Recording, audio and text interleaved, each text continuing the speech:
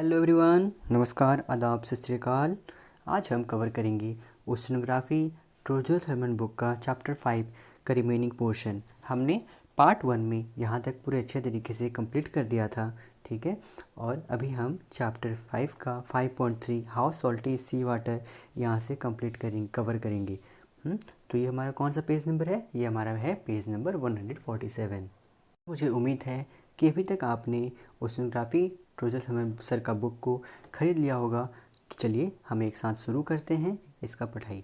और हाँ, अगर नया मेंबर आप अगर ऐड हुए हैं तो आपको अगर लग रहा होगा कि ये इतने लो क्वालिटी में क्यों दिया गया है, तो मेरा ये सीरीज़ का बस ये मकसद है कि हम एक साथ मिलकर पढ़ाई करेंगे।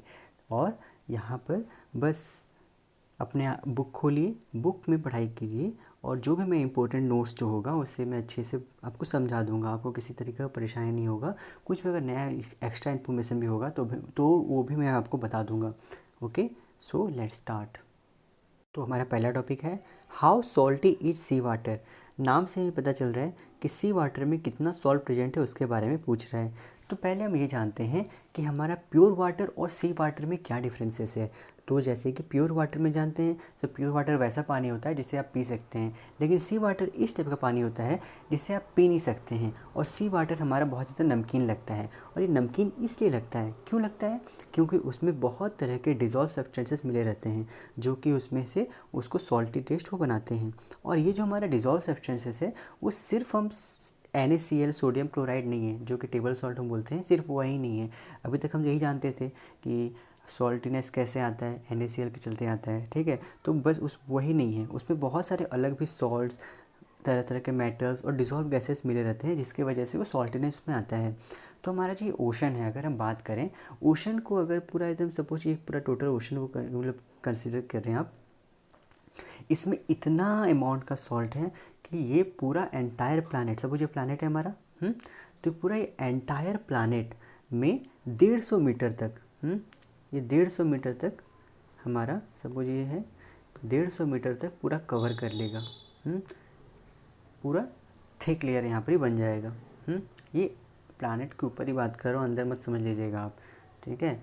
तो हमारा कहाँ पूरा 150 मीटर थिक यहाँ पर ही लेयर बन जाएगा, किसका? सिर्फ सॉल्ट का हमारा। तो हमारे जो सॉल्ट है जो कि सी वाटर में प्रेजेंट है वो उसे हम पी नहीं सकते हैं, ना ही उसे हम इरिगेशन के लिए यूज कर सकते हैं, और वो बहुत ही सारे मटेरियल के लिए कोरोसिव हो जाता है, मतलब सही नहीं है, ठीक है। तो यहाँ पर सी वाटर भी हमारे यहाँ पर इस्तेमाल करते नहीं हैं। इसीलिए फैक्ट्री में मोस्टली हमारा देखते होंगे प्योर वाटर का इस्तेमाल होता है, और सारा डिजॉल्व सब्सटेंस का वहाँ पर ही ये कर देते हैं। तो सी वाटर मेनली हमारा क्या मटेरियल को कोरोड कर देता है। ओके, नाउ सैलिनिटी का बात करते हैं हम। ये पढ़ते हैं सैलिनिटी के बारे में। तो हमारा ये सैलिनिटी होता है क्या है? सैलिनिटी मतलब यहाँ पर क्या है, मेनली सॉल्ट को ये रिप्रेजेंट कर रहा है, ठीक है। तो सैलिनिटी क्या है? ये total amount of solid material हमारे जो वाटर में डिज़ोल्व हुए हैं, ठीक है।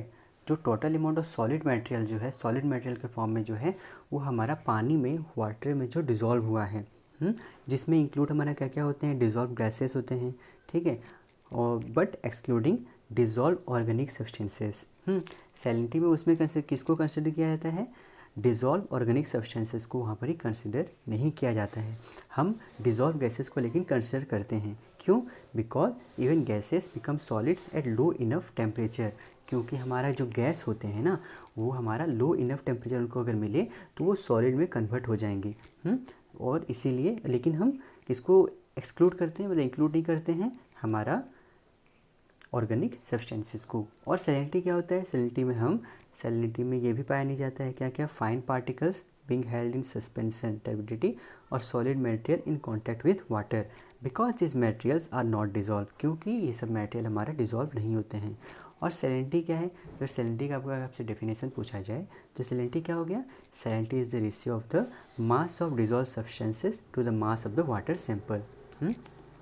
तो क्या बोला यहाँ पर?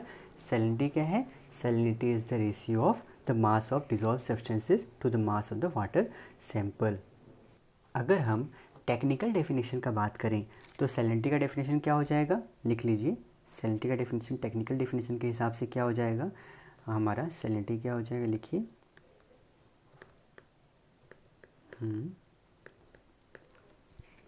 the total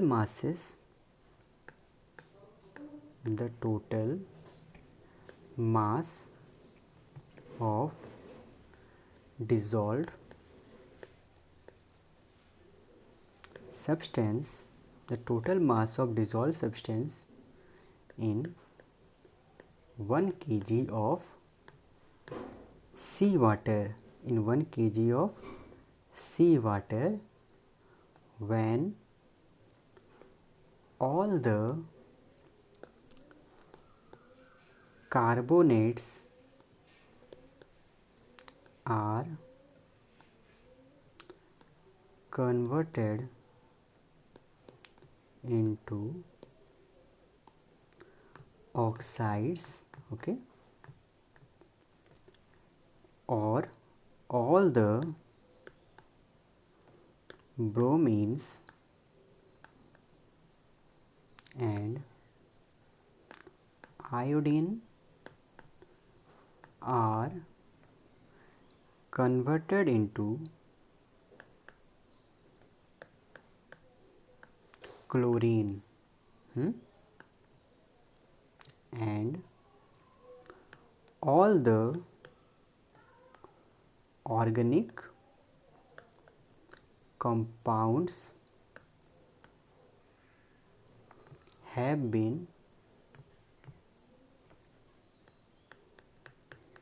oxidized at a temperature of 480 degree Celsius. क्या 480 डिग्री सेल्सियस, ठीक है। तो ये हमारा क्या हो गया, एक हिसाब से ये हमारा टेक्निकल डेफिनेशन हो गया। आप इसे अच्छे से पॉज करके लिख लें। मैं इसको मिटा देता हूँ, नहीं रहने देता हूँ, इधर साइड में लिख दूंगा और बाकी जो बचा है। हाँ, तो सैलिनिटी का और एक डेफिनेशन, सिंपलर अगर डेफिनेशन का बात करें हम, सैलिनिटी अगर आपको ये समझ में नहीं आया होगा तो इसमें मेनली क्या बोला है, सैलिनिटी क्या है, जो टोटल मास है हमारा डिजॉल्व सब्सटेंस का जो टोटल मास है 1 kg सी वाटर में जो मिला हुआ है, कब, जब हमारा सारा कार्बोनेट जो है ऑक्साइड में कन्वर्ट हो जाए और सारा ब्रोमीन और आयोडीन है हमारा क्लोरीन में कन्वर्ट हो जाए और हमारा ऑर्गेनिक कंपाउंड ऑक्सीडाइज्ड हो जाए टेम्परेचर ऑफ 4 डिग्री सेल्सियस में, ठीक है। तो मैं टेक्निकल डेफिनेशन हो गया। तो ये मेनली उतना तो है नहीं, आपको अगर सिंपल डेफिनेशन अगर बात किया जाए तो हमारा क्या हो जा रहा है, वही जो यहाँ पर लिखा हुआ है हमारा, salinity is the ratio of the mass of dissolve substances to the mass of the water sample. और अगर इसी में बात करें तो weight in gram of total dissolve salts in 1 kg of sea water. और हमारा सैलिनिटी को जो है इसको रिप्रेजेंट किस में करते हैं हम, पीपीटी में, ठीक है। पीपीटी क्या होता है, पार्ट्स पर थाउजेंड में इसको हम रिप्रेजेंट करते हैं, ठीक है। तो नॉर्मल सी वाटर का हमारा सैलिनिटी होता है वो कितना होता है, 35 पार्ट्स पर थाउजेंड होता है। कितना होता है, 35 पार्ट्स पर थाउजेंड। तो सैलिनिटी जो है सी वाटर का वो टिपिकली हमारा कितना होता है, salinity of sea water is typically about 3.5%। 3.5% वही यहाँ पर क्या बोल रहा है, पार्ट पर थाउजेंड बोल रहा है, 335 पार्ट्स पर थाउजेंड यहाँ पर हो जाएगा, जो कि हमारा about 220 times saltier than fresh water. तो फ्रेश वाटर से 220 टाइम ज़्यादा सॉल्टियर होता है कौन, हमारा सी वाटर। और सी वाटर का जो सैलिनिटी होता है जो 3% है वो क्या इंडिकेट कर रहा है कि हमारा 96.5% अभी भी जो है वो प्योर वाटर है। तो हमारे जो ये सब जो शिप में जो बाहर लोग जाते हैं ना, तो वो लोग एक तो मेथड का इस्तेमाल करते हैं, क्या करते हैं, वो सी वाटर को लेके उसको पूरा गर्म कर देते हैं, ठीक है। अब जब गर्म करते हैं तो ऑब्वियसली वो जो वेपर जो फॉर्म में निकलता है, इवापोरेट होकर जो निकलता है हमारा, वो प्योर वाटर होता है। तो प्योर वाटर जब होता है तो वो जो वेपर के फॉर्म में जो ऊपर जा रहा है इवापोरेशन के रूप में, तो उसे वो रोक देते हैं ऊपर से, और वो जब ऊपर में पानी जो प्योर वाटर हो रहता है, तो अगर डायरेक्टली अगर वो पियेंगे सी वाटर तो बीमार पड़ जाएंगे, और उससे बहुत सारी बीमारी होता है, उसके बारे में आगे पढ़ेंगे अभी। तो आप बस इतना जान लीजिए कि हमारा वो क्या करते हैं, वो इवापोरेट जो हमारा पानी हो रहा है उसी को ही वो प्योर वाटर में कन्वर्ट करते हैं और उसी को ही पीते हैं, ओके। तो यहाँ पर बोला क्या है, अगर हम फिगर 5.15 देखें, आप इसे अच्छे से देखिए, इसमें क्या बोला हमारा, हाँ 1 kg of average sea water हम लिए हैं, ठीक है। कितना लिए हैं, 1 kg of average sea water लिए हैं। तो इसमें हमारा सॉल्टीनेस जो है 1 kg में कितना, ऑब्वियसली 1000 ग्राम होगा, तो 1000 ग्राम में हमारा 965.2 ग्राम जो है वो हमारा प्योर वाटर है। और बाकी जो है हमारा ये सैलिनिटी होता है, वो रिप्रेजेंट कर रहा है, तो हमारा वो कितना है 34.8 ग्राम। ओके, तो इसीलिए बोला गया है। तो ये 34.8 ग्राम को अगर हम देखें तो उसमें क्या क्या पाए जाते हैं, तो इसमें सबसे ज़्यादा हमारा क्या पाया जाएगा, सबसे ज़्यादा अमाउंट में पाया जाता है क्लोरीन। ये क्वेश्चन भी आते हैं हमारे कि सबसे ज़्यादा यहाँ पर ही इंक्रीजिंग या डिक्रीजिंग ऑर्डर में इसे लिखने आता है, तो आप इसे याद रखिएगा। सबसे ज़्यादा क्या है हमारा क्लोरीन जो कि है 19.20 ग्राम, फिर सोडियम है जो कि है 10.62 ग्राम, फिर है सल्फेट, फिर वैसे ही मैग्नीशियम, फिर होगा हमारा कैल्शियम, पोटासियम, फिर अदर सब्सटेंसेस जो होते हैं हमारे। तो इतने सारे सब्सटेंसेस से मिलके हमारा यहाँ पर ही सी वाटर में मतलब ये सब डिज़ोल्व कंपोनेंट वो सब मिले हुए हैं। ओके, नाउ अगर हम बात करें तो हमारे यहाँ पर क्या बोला है कि फिगर 5.15 तो हम देख लिए यहाँ पर। अब टेबल 5.1 देखने बोला है, जिसमें कि दिखाया है कि एलिमेंट जैसे कि chlorine, sodium, sulphur, magnesium, calcium, potassium, ये हमारा लगभग 99% है डिज़ोल्व सॉलिड्स का इन सी वाटर, सी वाटर में। और 80 से ज़्यादा या अदर केमिकल एलिमेंट्स जो हैं हमारे आइडेंटिफाई किए गए हैं सी वाटर में, most in extremely small amounts and probably all of earth naturally occurring elements existing in the sea. तो हम यहाँ बात कर रहे हैं कि selected dissolve materials in 35 parts per 1000 C water. तो यहाँ पर ही मेजर कॉन्स्टिट्यूएंट्स यहाँ पर क्या हो रहा है हमारा, पहले यहाँ पर क्या क्या पाया जा रहा है, chloride, sodium, sulphate, magnesium, calcium, potassium. Okay, हाँ, लेकिन उससे पहले और एक चीज़ मैं आपको बता देता हूँ। एक चीज़ मैं यहाँ पर मिस कर गया था इससे पहले, जो कि आपको जानना पड़ेगा, वो है हमारा डिज़ोल्व सॉल्ट्स का ग्रुपिंग, किस तरीके से हम इसको ग्रुपिंग किए हुए हैं। तो मेनली जो हमारा डिज़ोल्व सॉल्ट है सी वाटर का, उसे हमारा 5 मेन हेडिंग्स में यहाँ पर ही डिवाइड किया गया है। पहला क्या है, मेजर कॉन्स्टिट्यूएंट्स। ठीक है, हम यहाँ पर ही पढ़ चुके हैं, ये साफ़ कर दो।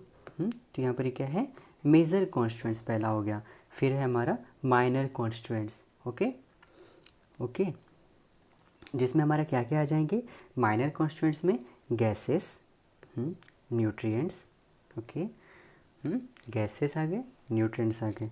और अभी ट्रेस एलिमेंट्स, ट्रेस एलिमेंट यहाँ पर अदर्स फिर आ जाएंगे, अदर्स का अलग है। फिर ट्रेस एलिमेंट्स में क्या हो जाएंगे हमारा, ये क्या क्या यहाँ पर ही पाया जा रहा है, ट्रेस एलिमेंट्स। और फिर एक होगा जो यहाँ पर दिया नहीं है, ऑर्गेनिक कंपाउंड्स एक बोला जाता है। ऑर्गेनिक कंपाउंड्स एक होता है, लिख लीजिए, ऑर्गेनिक कंपाउंड्स। तो बोलने का ये मतलब है कि हमारे डिज़ोल्व सॉल्ट्स जो हैं सी वाटर में, उसे हमारा 5 मेन हेडिंग में डिवाइड किया गया है। पहला है मेजर कॉन्स्टिट्यूएंट्स। ओके, पहला है मेजर कॉन्स्टिट्यूएंट्स, दूसरा है न्यूट्रिएंट्स, फिर तीसरा है गैसेस, फिर चौथा ट्रेस एलिमेंट्स, फिर पांचवा ऑर्गेनिक कंपाउंड्स। तो मेजर कॉन्स्टिट्यूएंट्स जो हैं ये हमारे कंजर्वेटिव आयंस हैं। कंजर्वेटिव आयंस अब क्या होता है, अब आप इसको जानिए अच्छे से कि ये जो सॉल्यूट होते हैं इसका कंसंट्रेशन जो है, क्या बोला मैं, मेजर कॉन्स्टिट्यूएंट कैसा है, कंजर्वेटिव है, कंजर्वेटिव आयंस है। इसे हम क्या बोला मैं, कंजर्वेटिव आयंस है। तो ये कंजर्वेटिव आयंस होता क्या है, इसके बारे में भी हम पढ़ते हैं। तो हमारा कंजर्वेटिव आयंस का डेफिनेशन लिख लीजिए कि जो solute, those solute whose concentration remain more or less constant in sea water or vary little over time at the most location are called conservative ions of oceans। तो इसका क्या मतलब हुआ कि वो टाइप का सॉल्यूट्स, इसका कंसंट्रेशन हमारे सी वाटर में रिमेन मतलब कांस्टेंट ही रहते हैं, उनका कम बेसी वो होता नहीं है, बहुत ही मतलब अगर बेसी भी हुए तो बहुत ही थोड़ा सा बेसी होंगे, और कम भी हुए तो बहुत ही थोड़ा सा कम होंगे। ठीक है, और लगभग ये कंसंट्रेशन जो है वो हमेशा मेंटेन रहता है। जैसे कि हमारा क्लोराइड हो गया, क्लोराइड का कंसंट्रेशन जो है 19.2% ही हमारा मेनली पाया जाता है। मतलब जब मैक्सिमम ज़्यादा सा कितना कमेगा तो 19% कमेगा, और मैक्सिमम ज़्यादा सा होगा तो वही आसपास 19.2, 19.4 ऐसे पाया जाएगा आसपास। ठीक है, तो ये टाइप का कंजर्वेटिव आयंस हमारा क्या हो गया, conservative ions are those solutes whose concentration in sea water is remain more or less constant or vary little over time at the most location। बहुत सारे लोकेशन को देखा जाए तो ये बहुत ही कम यहाँ पर ही ये होते हैं, चेंजेस इसमें आते हैं। और वही अब अगर हम बात करें नॉन कंजर्वेटिव आयंस, जिसमें हमारे क्या क्या आ जाएंगे, हमारा आ जाएंगे न्यूट्रिएंट्स आ जाएंगे, ठीक है, हमारा क्या आएंगे, न्यूट्रिएंट्स आ जाएंगे, गैसेस आ जाएंगे, ये सब जो है हमारा माइनर क्वेश्चन में जो हमारा आ रहे हैं ना, तो हमारा ये इसमें क्या आ जाएंगे, ये हमारा एक है नॉन कंजर्वेटिव आयंस है। तो नॉन कंजर्वेटिव होता क्या है, नॉन कंजर्वेटिव आयंस हमारा ये होते हैं उस टाइप का सॉल्यूट, इसका कंसंट्रेशन जो है टाइम टू टाइम वो वेरी करता रहता है, ठीक है, कभी बेसी हो जाएगा कभी कम हो जाए, ऐसे बोलते हैं ना, हम जितना पॉल्यूशन करेंगे, जितना हमारा मतलब गर्मी बढ़ेगा, तो वहाँ पर उतना ही अमाउंट का कार्बन डाइऑक्साइड जो है हमारा जाके सी वाटर में जाके डिज़ोल्व होगा। तो सी वाटर उससे कमेगा बेसी होगा, वो तो हम पे डिपेंड करता है, ठीक है, और नेचुरल हैबिटेट पर डिपेंड करता है। तो ये सब जो चीज़ है ना, ये सब कमता बचते रहता है, ठीक है, तो इसी को हम नॉन कंजर्वेटिव आयंस बोलते हैं। तो इसका अगर डेफिनेशन का बात किया जाए तो ये हो जाएगा, those solutes whose concentration is variable with respect to localities and time is called non-conservative ions of the ocean। समझ में आ गया क्यों? फिर क्यों हो रहा है ये, हम इसके बारे में जान चुके हैं। तो इसको लिख लीजिए, नॉन कंजर्वेटिव आयंस का डेफिनेशन लिख लीजिए, लिखिए, those solutes whose concentration is variable with respect to localities and time is called non-conservative ions of the ocean। Okay, now आगे हम पढ़ते हैं न्यूट्रिएंट्स। न्यूट्रिएंट्स हमारे क्या हो गए, हमारे ये क्या है, ये भी एक टाइप के नॉन कंजर्वेटिव आयंस हैं। तो ऐसा क्यों बोला जा रहा है, न्यूट्रिएंट्स को क्यों बोला जा रहा है, तो न्यूट्रिएंट्स को इसलिए बोला जा रहा है क्योंकि ये हमारा आइदर रिलीज करते हैं या फिर अंदर इनटेक करते हैं बाय फोटोसिंथेटिक प्लांट्स और रेस्पिरेटरी ऑर्गेनिज्म। मतलब nutrients are non-conservative ions because they either release or taken by photosynthetic plants or respiratory organism। तो photosynthetic organism प्लांट या रेस्पिरेटरी ऑर्गेनिज्म जैसे हम हुए, ये सब क्या करते हैं, इसको रिलीज आइदर करते हैं या फिर इसको इनटेक करते हैं, टेक करते हैं, ठीक है। तो हमारा ये मेंटेन रहता है, क्या है, मतलब चेंजेस होते रहते हैं, इसमें बदलाव आते रहते हैं। फिर गैसेस को हमारा ऐसा क्यों बोला जा रहा है, carbon dioxide gas, nitrogen, oxygen. तो हमारा जो गैसेस जो है सी वाटर में प्रेजेंट, जैसे कि कार्बन डाइऑक्साइड और ऑक्सीजन, इसे हमारा नॉन कंजर्वेटिव इसलिए कंसिडर किया जाता है क्योंकि कंसंट्रेशन जो है वो रेगुलरली हमारा क्या होता है, चेंज होते रहता है ड्यू टू फोटोसिंथेसिस और रेस्पिरेशन, यहाँ पर ही मतलब चेंज होते रहता है। तो हमारा यहाँ पर लिख लीजिए, gases in sea water such as carbon dioxide and oxygen are considered as non conservative ions because there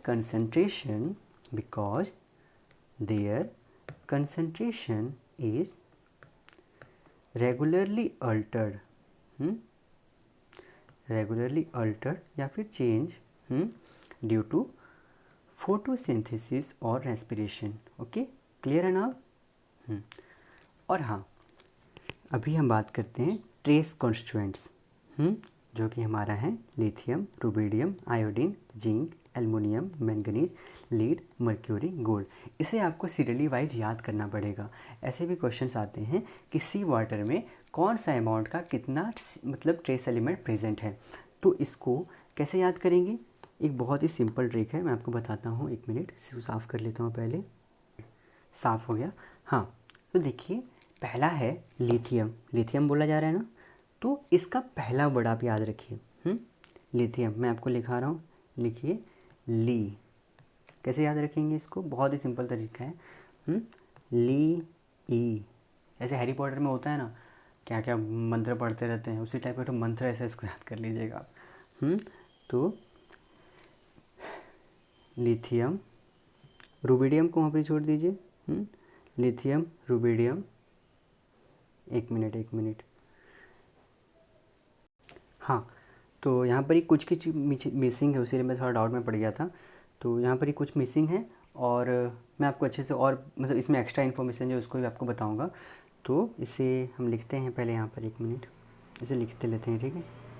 पहला लिथियम, तो लिथियम को याद कैसे करेंगे, ली हो गया लिथियम, फिर रू,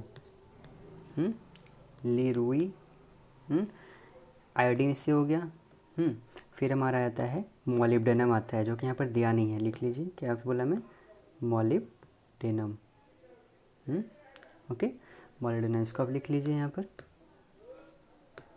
फिर लीमो, फिर हमारा आता है जिन, लीरुई मोजिन, जिन यहाँ पर ही हो गया हमारा। से जिंक क्या है, जेडन क्या हो गया, जिंक। फिर हमारा इस पे आ जाएगा एल, एल्युमिनियम। फिर कॉपर, कॉपर इसके बाद आता है तो कू। फिर मैंगनीज का Mn। फिर कोबाल्ट आता है, मुझे दिया नहीं है यहाँ पर, कोबाल्ट। फिर आ जाता है लीड। फिर आता है मर्क्यूरी। फिर आता है हमारा गोल्ड। तो ये हमारा पूरे अच्छे से तरीके से यहाँ से दिया हुआ है। क्या है ये हमारा, जो कि ट्रेस एलिमेंट्स हैं जो कि हमारे सी वाटर में पाए जाते हैं। तो इसको भी याद कैसे करना है, ली रुई मोजिन अलको मन को पभग औ। 3-4 बार ऐसे पढ़िएगा ना आप, अभी आपको ऐसे लग रहा होगा तो याद नहीं होगा। पहले पढ़िए मेरे साथ, ली रुई मोजिन, ली रुई मोजिन अलको पभव, अलको अलकू मन को पभग औ। ली lithium, R U rubidium, iodine, molybdenum, zinc, aluminium, copper, manganese, cobalt, lead. फिर मर्क्यूरी, गोल्ड। तो इसे कैसे याद करेंगे, ली रुई, ली रुई, ली रुई मोजिन, मोजिन। फिर अलकू, अलकू मन को, अलकू मन को पब हग औ। सिंपल है, आप इसे 3-4 बार पढ़िएगा ना, आपकी ज़ुबान में खुद ही बैठ जाएगा, आपको मतलब याद हो जाएगा ये। तो इसको थोड़ा साफ़ कर लेते हैं हम। हाँ, तो इसको कैसे याद करेंगे, ये भी एक तरीका है। इसको कैसे याद करेंगे आपको पता है, इसका भी एक तरीका है याद करने का, नॉर्मली मैं बता देता हूँ जो मैं जिसे याद किया हूँ। बाकी आपको पसंद आया तो आप उसको यूज कर सकते हैं, बाकी अगर नहीं आया तो आप ऐसे नॉर्मली याद कर सकते हैं। तो मैंने याद किया था क्लोसोसो माकापो। सुनने में अजीब लग रहा होगा, क्लोरीन, सोडियम। पहला है सबका लेटर देखिए, क्लोसोसुमाकापो। क्लोरीन, सोडियम, सल्फेट, मैग्नीशियम, क्लोसोसुमाकापो।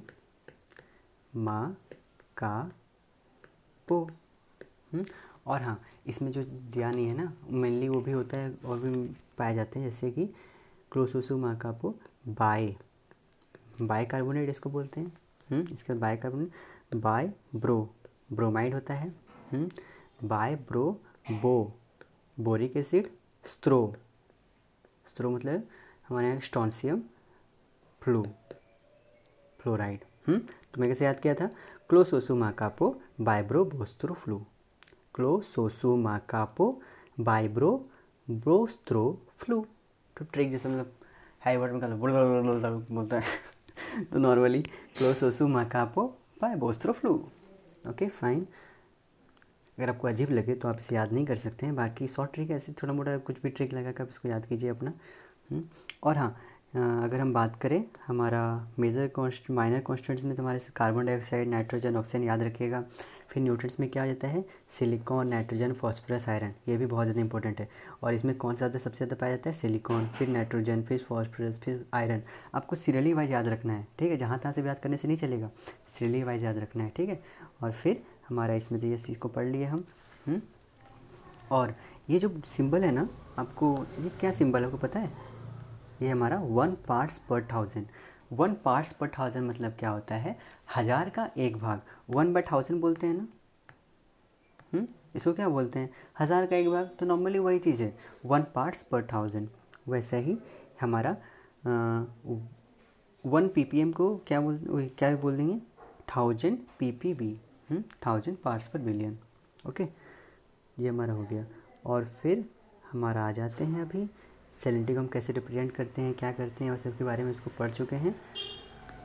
और हाँ, यहाँ पर एक चीज़ का आप ध्यान दीजिएगा कि सी वाटर का सैलिनिटी जो है वो 3.5% बोला है। 3.5% किस बेसिस बोला है, जब वो 100% से कंपेयर किया है तो।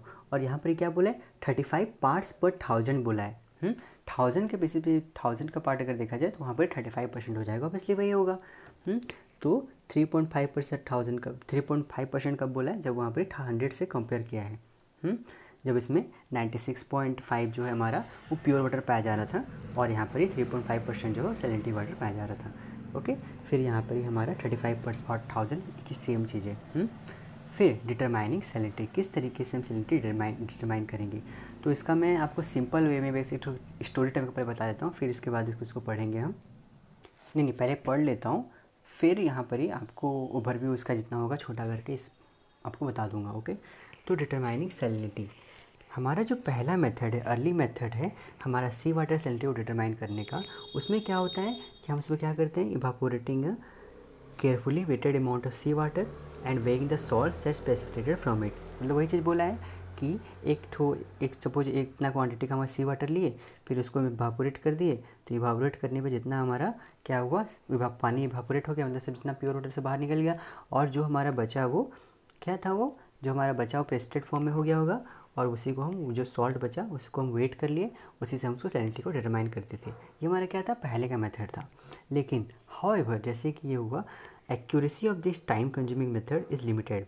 ये इसमें बहुत ज़्यादा टाइम लगता था, मतलब ये मेथड को ये करने में, इम्प्लीमेंट करने में बहुत ज़्यादा टाइम लगता था, और ये उतना ज़्यादा एक्यूरेसी भी नहीं था, बिकॉज क्योंकि यहाँ पर ये कुछ जो वाटर हैं जो हमारा can remain bonded to salt के साथ में बॉन्ड रहते ही थे, डेट प्रेसिपिटेट जो कि हमारा प्रेसिपिटेट होकर जो सॉल्ट रहता था उसके साथ हमारा कुछ जो वाटर थे वो बॉन्ड होके वो रहते थे, और कुछ सब्सटेंसेस जो हैं हमारा सी वाटर के साथ वो भी इवॉल्व हो जाते थे, जो कि इन्हें सॉल्ट जो था वो भी हमारा सी वाटर के साथ इवॉल्व हो जाता था, और कुछ जो है वाटर हमारा सी वाटर में ही प्रेसिपिटेट होकर रह जाते थे।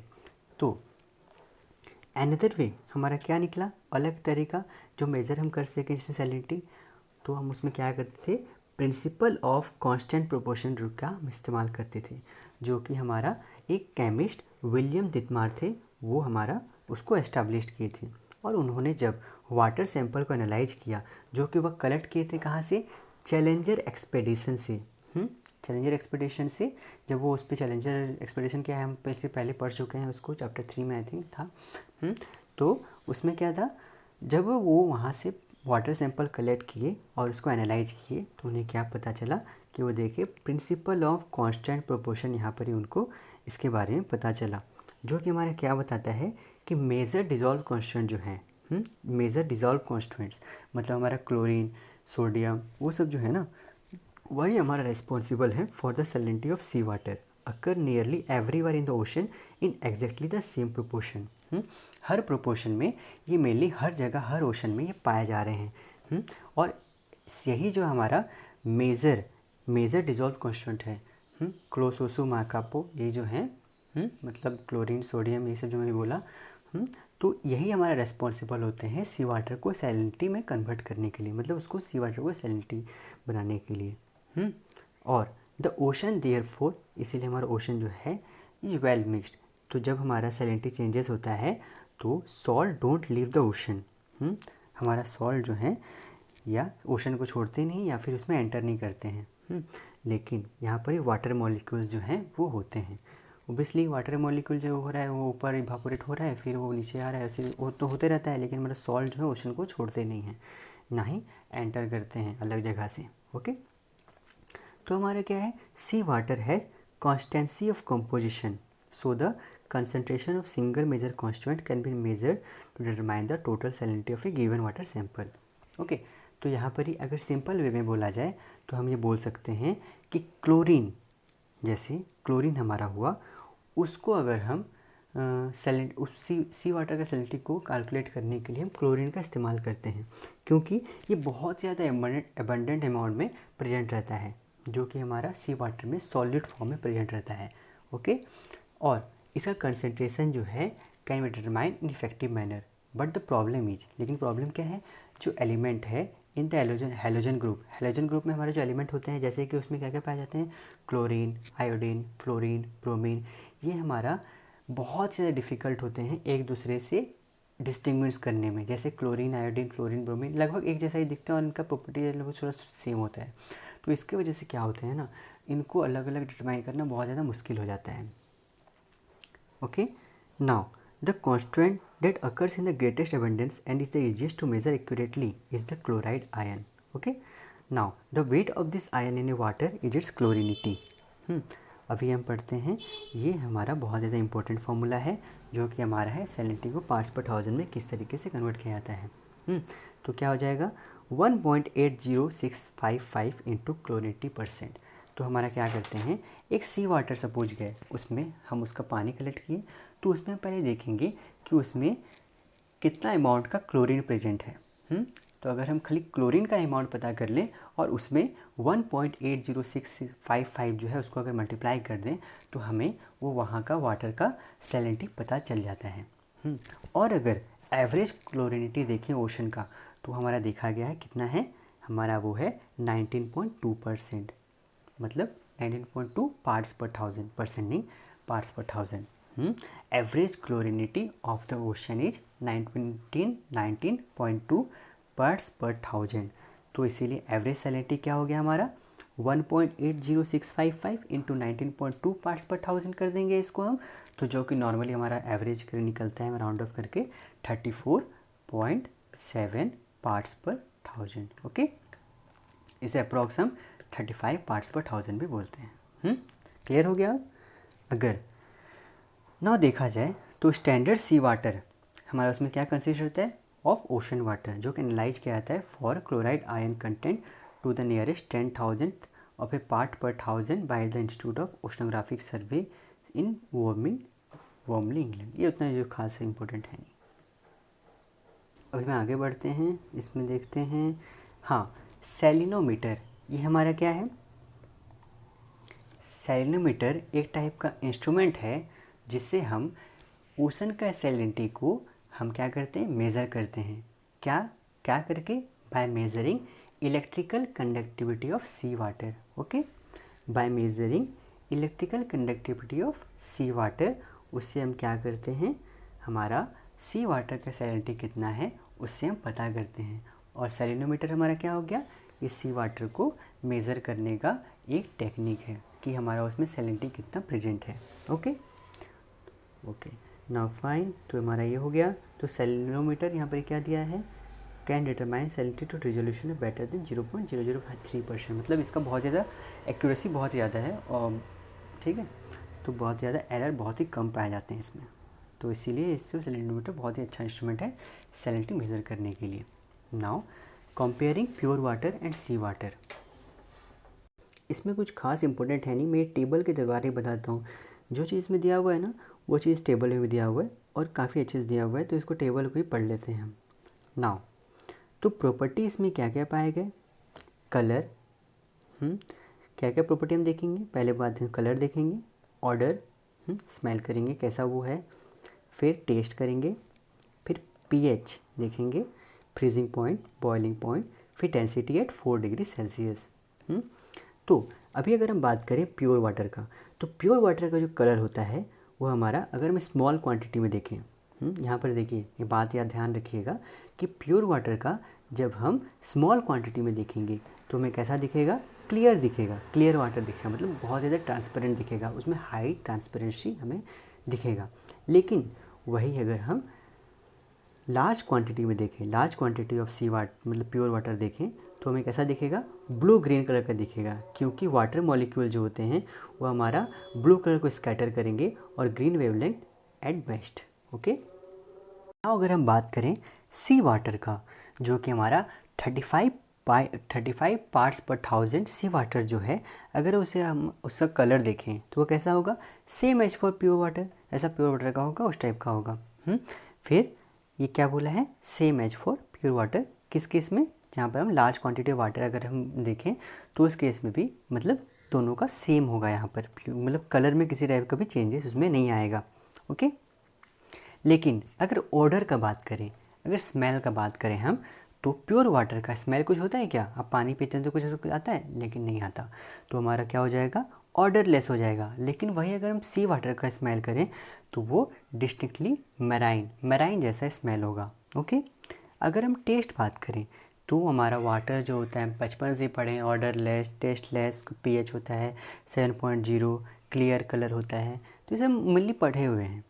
तो टेस्ट हमारा कैसा हो गया इसका, प्योर वाटर का कोई भी टेस्ट नहीं होता, टेस्टलेस होते हैं। लेकिन वही अगर सी वाटर का बात करें तो ये डिस्टिंक्टली सॉल्टी होते हैं हमारे। और पीएच जो है सी वाटर का वो होता है हमारा 7.0, जो कि एक न्यूट्रल पीएच है। वहीं अगर सी वाटर का हम देखें तो सरफेस वाटर पे इसका रेंज कितना होता है, 8.0 टू 8.3, ये याद रखिए।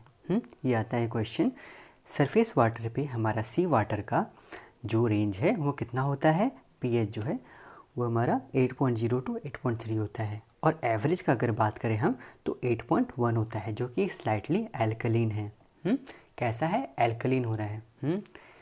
फिर फ्रीजिंग पॉइंट अगर हम प्योर वाटर का देखें तो हमारा 0 डिग्री सेल्सियस पे ही हमारा फ्रीज हो जाता है। लेकिन वहीं सी वाटर जो है उसे -1.9 डिग्री सेल्सियस लगता है फ्रीज होने के लिए। देखिए कितना डिफरेंस आ गया। -1.9 डिग्री सेल्सियस का यहाँ पर हमारा डिफरेंस आ गया। वहीं अगर हम बॉइलिंग पॉइंट का बात करें तो हमारा जो प्योर वाटर है वो 100 डिग्री सेल्सियस पे हमारा बॉयल हो जाता है, लेकिन सी वाटर को बॉयल होने के लिए हमारा 100.6 डिग्री सेल्सियस उसको चाहिए होता है। तो यहाँ पर हमारा डिफरेंस कितना हुआ?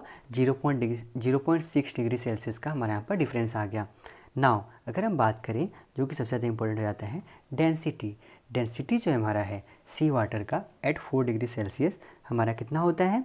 1.028 ग्राम पर सेंटीमीटर क्यूब। और वहीं पर हमारा प्योर वाटर का डेंसिटी जो है एट 4 डिग्री सेल्सियस हमारा कितना होता है? 1 ग्राम पर सेंटीमीटर क्यूब। तो इसका डिफरेंस देखिए हमारा कितना आ गया? लगभग 0.28 ग्राम पर सेंटीमीटर क्यूब का डिफरेंस आ गया, जो कि बहुत ज़्यादा अमाउंट होता है। तो इसीलिए बोला जाता है सी वाटर जो है वो डेंसर होता है और हमारा प्योर वाटर जो है वो लाइटर होता है। और यहाँ पर जैसे हम देख सकते हैं फिगर में, तो यहाँ पर क्या बोला है कि हमारा जो एग जो है वो सॉल्ट वाटर में, सी वाटर में सॉल्टी वाटर जो है उसमें वो क्या कर रहा है? वो फ्लोट कर रहा है। लेकिन हमारा फ्रेश वाटर में जो है हमारा वो सिंक कर गया है। सिंक कर गया है। तो ऐसा किस लिए हो रहा है? जैसे कि हम जानते हैं कि सॉल्ट वाटर में क्या हो रहा है, जो हमारा सॉल्ट वाटर में है एग जो फ्लोट कर रहा है, क्यों कर रहा है? क्योंकि हमारा सॉल्ट वाटर का हाई डेंसिटी है और ये लो डेंसिटी हो गया, तो इसके वजह से क्या हो गया? ये हमारा फ्लोट करने लगा। अगर वहीं हम बात करें फ्रेश वाटर में, तो हमारा यहाँ पर एग जो है वो सिंक कर गया। क्यों? क्योंकि हमारा फ्रेश वाटर का लो डेंसिटी था और ये हमारा हाई डेंसिटी हो गया, तो हमारा ये सिंक कर गया। समझ गए आप? तो इसमें और कुछ खास इंपॉर्टेंट है नहीं। और आगे बढ़ते हैं, हम देख लें कुछ छोड़े हैं कि नहीं छोड़े हैं इससे पहले।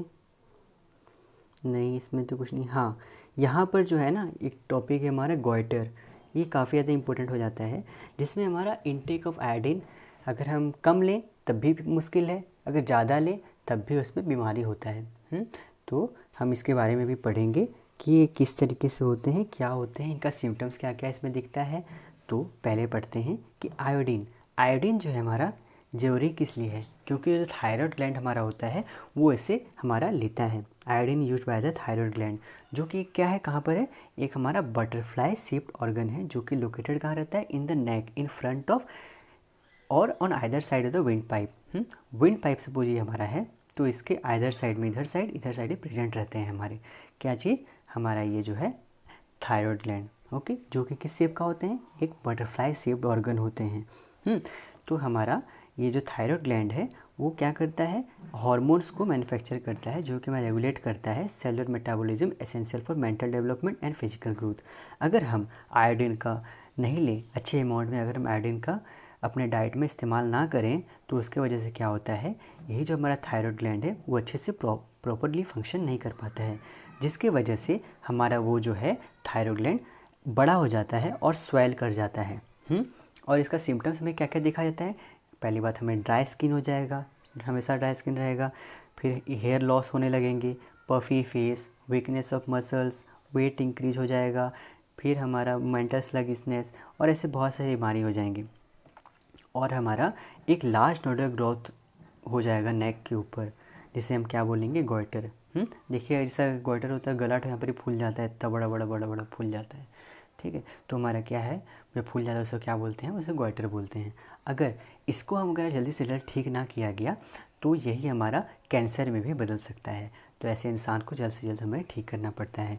अगर एडवांस स्टेज में देखा जाए, सर्जरी यहाँ पर दरकार होता है गॉइटर को फिर रिमूव करने के लिए, या फिर उन्हें रेडियो एक्टिविटी में एक्सपोज किया जाता है, जिसके वजह से हमारा फिर गॉइटर जाके ठीक होता है, जिसमें बहुत ज़्यादा अमाउंट का खर्च होता है। और बस हम अगर 10 रुपये, आज तो 20 रुपये हो गए अभी, तो 20 रुपये का टाटा सॉल्ट नमक खाइए अपने डाइट में, मतलब थोड़ा सा, ज़्यादा ही मत लीजिए, लिमिटेड अमाउंट में बचे रहिएगा आप।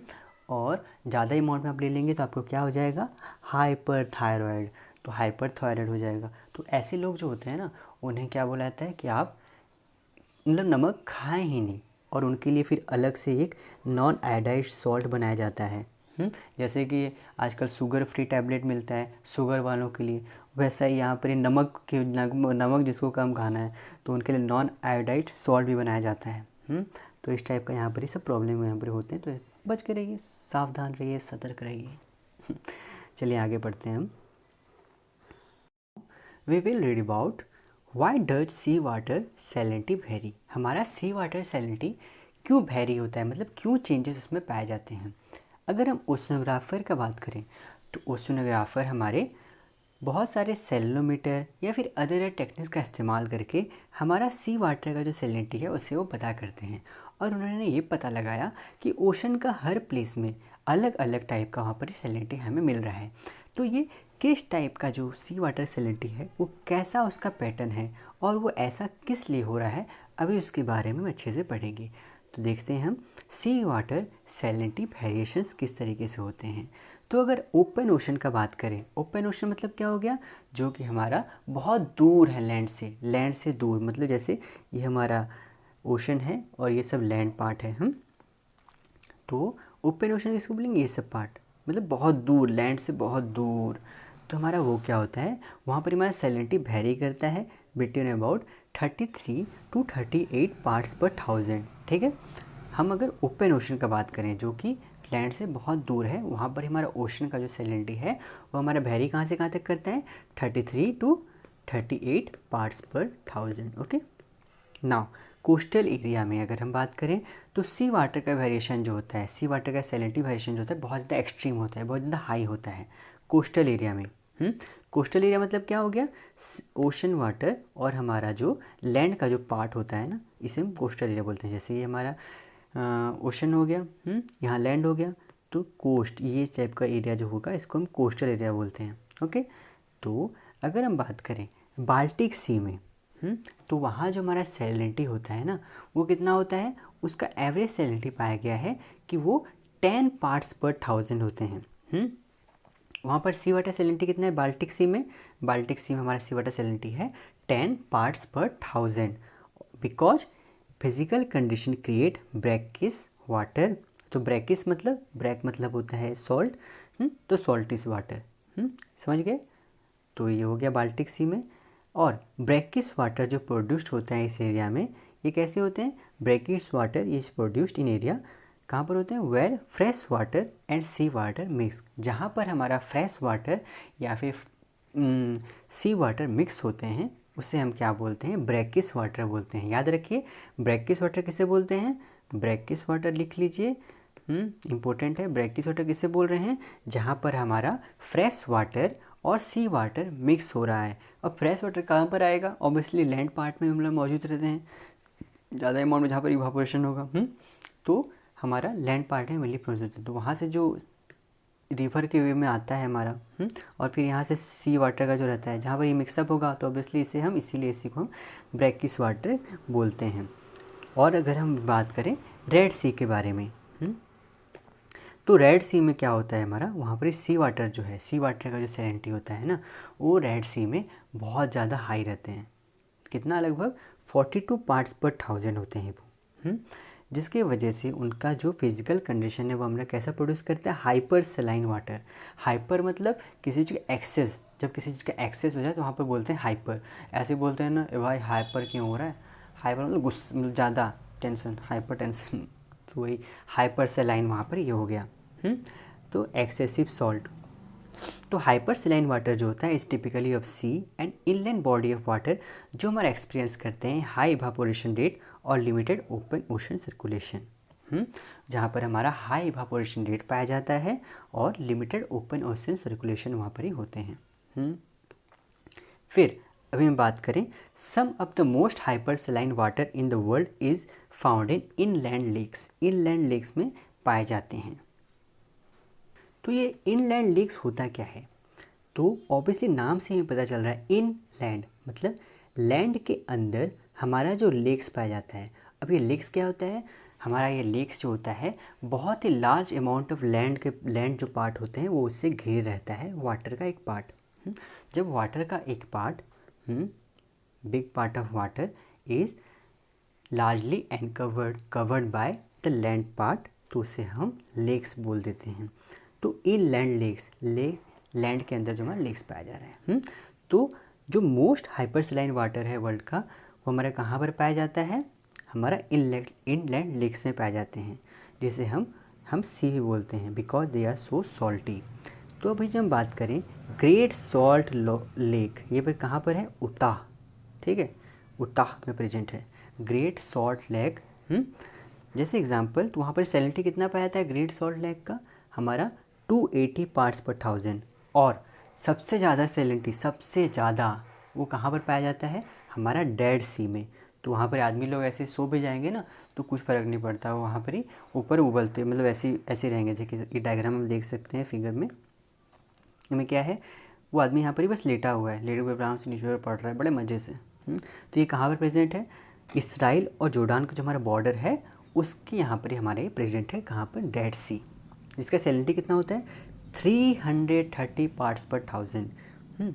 तो हमारा जो डेड सी का जो सैलिनिटी है वो हमारा कितना है, contains 33% dissolved solids and is almost 10 times saltier than sea water. Sea water से ऑलमोस्ट 10 टाइम्स ज़्यादा सॉल्टियर है, मतलब कितना टाइप का होगा सोच लीजिए। तो इसीलिए यहाँ पर आदमी आराम से बैठ के मज़े लेता है। तो अभी हम क्या क्या पढ़े अभी तक, हम मेनली याद रखिए, इसमें से इंपॉर्टेंट हो जाता है हमारा ब्रैकिश वाटर किसे बोलते हैं, ब्रैकिश वाटर किसे बोलते हैं, जहाँ पर हमारा फ्रेश वाटर और हमारा रिवर सी वाटर आके मिक्स होते हैं, फ्रेश वाटर सी वाटर जहाँ पर मिक्स होते हैं उस एरिया को हम ब्रैकिश वाटर बोलते हैं। ओके, अभी हाइपरसलाइन वाटर किसे बोलते हैं। फिर हमारा रेड सी में, हमारा फिर बाल्टिक सी में कितने अमाउंट के वहाँ पर सैलिनिटी प्रेजेंट होते हैं। तो बाल्टिक सी में क्या हो गया 10 पार्ट्स पर 1000, हमारा रेड सी में क्या हो गया 42 पार्ट्स पर 1000। फिर हमारा अगर देखें तो ग्रेट सॉल्ट लेक में कितना हो गया 280 पार्ट्स पर 1000, और डेड सी में जो कि सबसे ज़्यादा होता है और कहाँ पर प्रेजेंट है, इसराइल और जॉर्डन का बॉर्डर के में प्रेजेंट है, जो कि हमारा है 330 पार्ट्स पर 1000। ओके, क्लियर है।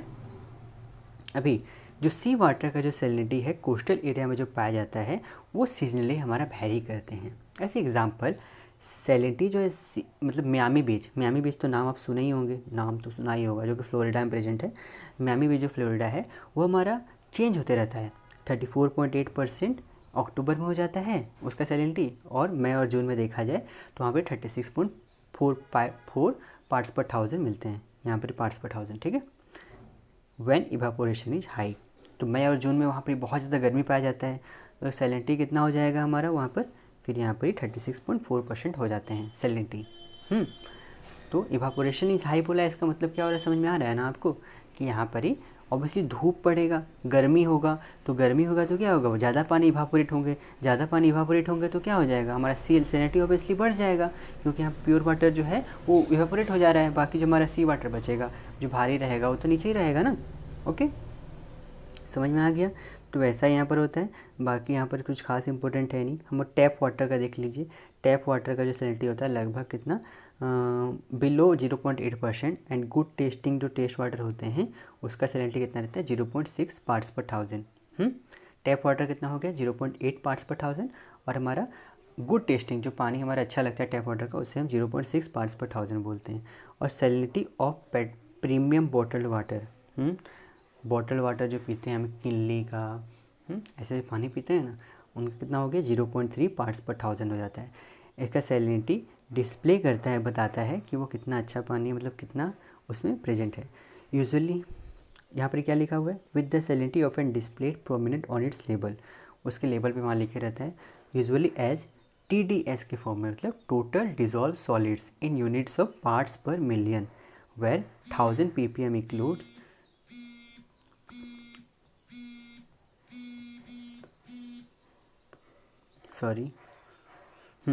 तो वह 1000 ppm इक्वल 1 पार्ट्स पर 1000। अभी हम पढ़ते हैं प्रोसेसेस अफेक्टिंग सी वाटर सैलिनिटी। तो इसमें क्या देखा गया है, ये मेनली हमारा टेबल फॉर्म में जैसे दिया गया है। हाँ, ये टेबल फॉर्म में दिया गया है ना, ये टेबल ही हमारा इंपॉर्टेंट हो जाता है, इसमें से और कुछ नहीं है। अगर आपको एनिमेशन फॉर्म में देखना है तो इसमें स्कैन करके अच्छे से देख सकते हैं अपनी बुक में। ओके, नाउ अगर हम बात करें क्या क्या प्रोसेस से हमारा सी वाटर सैलिनिटी को अफेक्ट करता है, ठीक है। तो मेनली हमारा प्रोसेस पहले हम देखते हैं प्रेसिपिटेशन, ठीक है।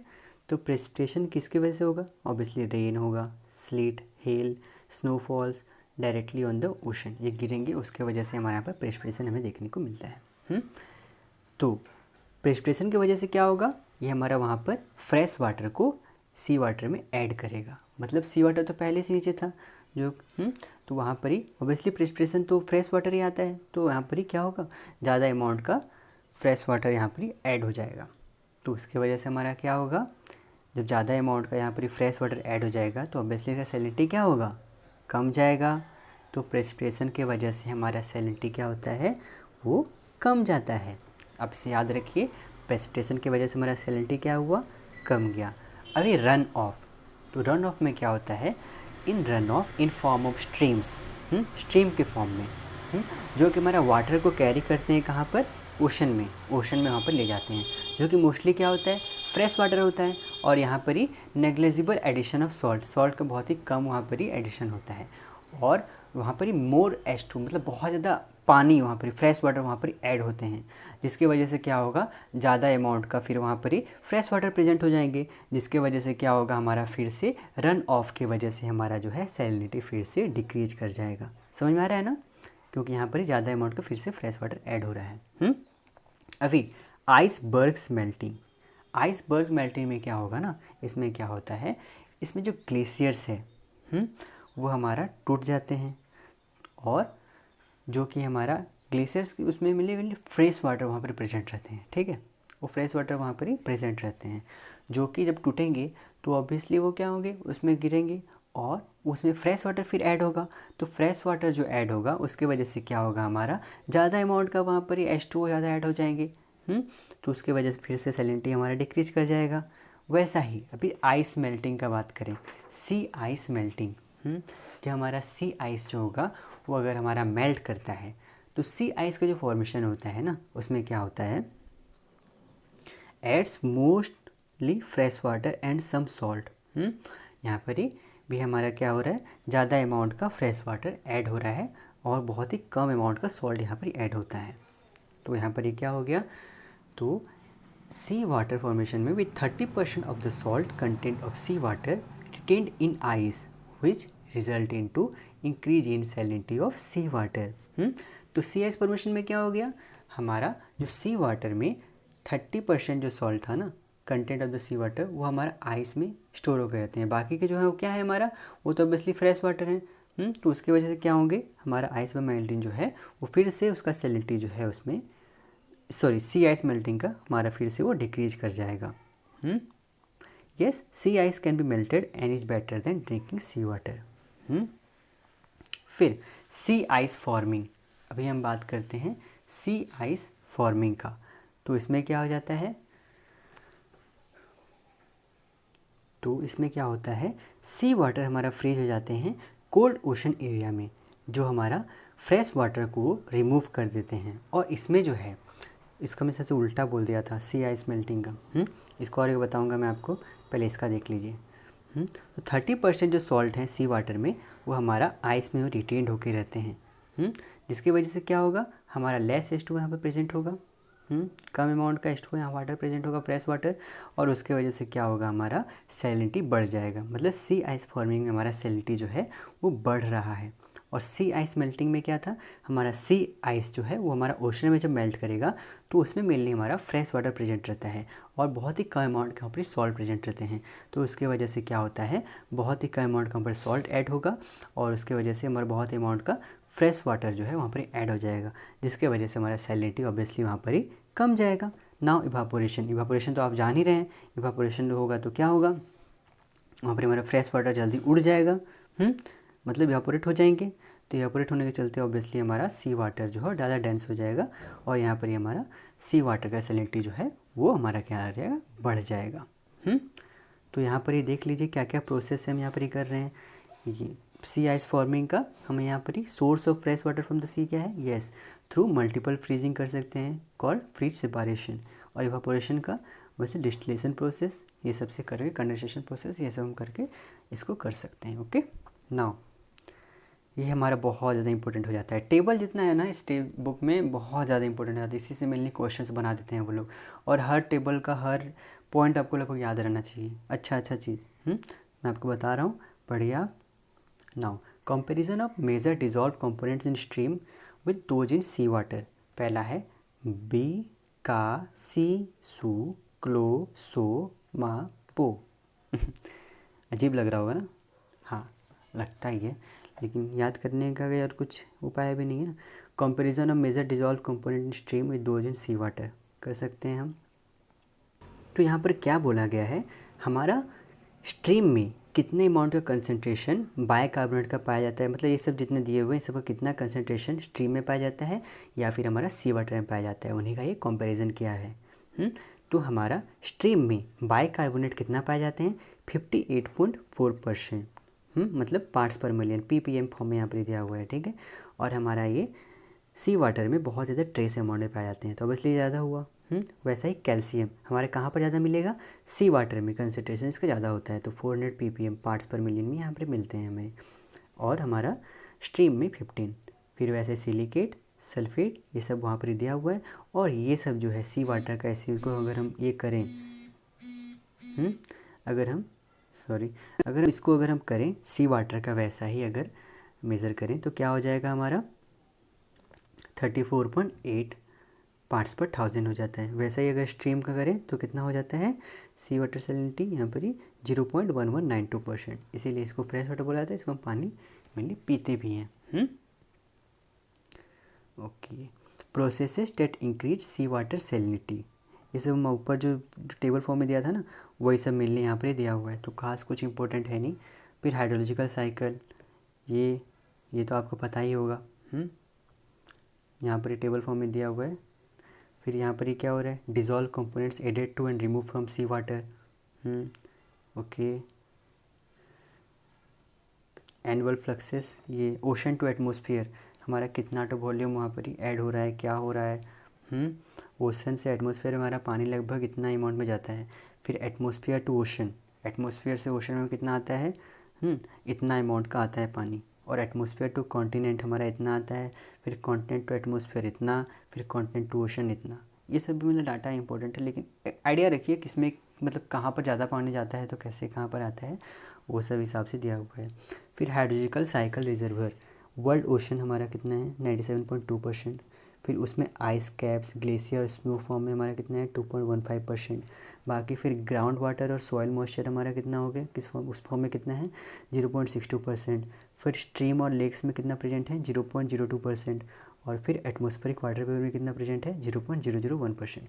ये हमारा जो टेबल है ना, ये मेनली हमारा किस फॉर्म में आ जाता है, असेंडिंग ऑर्डर डिसेंडिंग ऑर्डर में आ जाता है कि कहाँ पर कितना अमाउंट का वाटर प्रेजेंट है। इंक्रीजिंग ऑर्डर में लिखो, डिक्रीजिंग ऑर्डर में लिखो। तो सबसे कम जो है वो एटमॉस्फेरिक वाटर वेपर फॉर्म में प्रेजेंट रहता है, तो ये हमारे मेनली कन्फ्यूजन हो जाता है कभी कभी।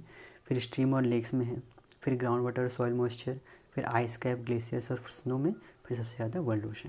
फिर ठीक है, वैसे से ये सब हुआ है हमारा। ओके, फिर हाइड्रोलॉजिकल साइकिल का आप यहाँ पे जाके एनिमेशन फॉर्म में आप इसको देख सकते हैं, ठीक है। और फिर अभी रेसिडेंस टाइम हम पढ़ते हैं। रेसिडेंस टाइम इम्पोर्टेंट हो जाता है हमारा कि वो कैसा है, पानी कहाँ से निकल रहा है, क्या हो रहा है, वो बोल के हमारा इम्पोर्टेंट हो जाता है। तो चलिए उसको पढ़ते हैं अच्छे से हम। इस पेज में सबसे इम्पोर्टेंट लाइन हमारा कौन सा है, ये पार्ट है हमारा लगभग, जो कि क्या बोलता है कि bicarbonate ion is the most abundant dissolved constituent in stream water yet is found in only trace amount in sea water। हमारा जो बाइकार्बोनेट आयन है वो हमारा स्ट्रीम वाटर में सबसे ज़्यादा अमाउंट में मिलता है, मतलब वहाँ पर स्ट्रीम वाटर में बाइकार्बोनेट मोस्ट अबंडेंट मिलते हैं। और वहीं अगर बात किया जाए सी वाटर में तो हमारा जो बाइकार्बोनेट है वो बहुत ही कम अमाउंट में हमें मिलता है, मतलब ट्रेस अमाउंट में मिलता है।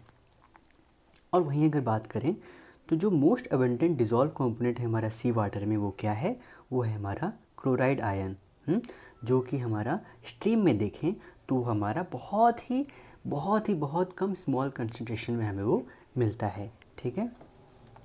नाउ एक क्वेश्चन यहाँ पर है हमारा कि अगर हमारा स्ट्रीम वाटर जो है अगर वह हमारा मेन सोर्स है सी वाटर में, सब्सटेंस को डिज़ोल्व करने का।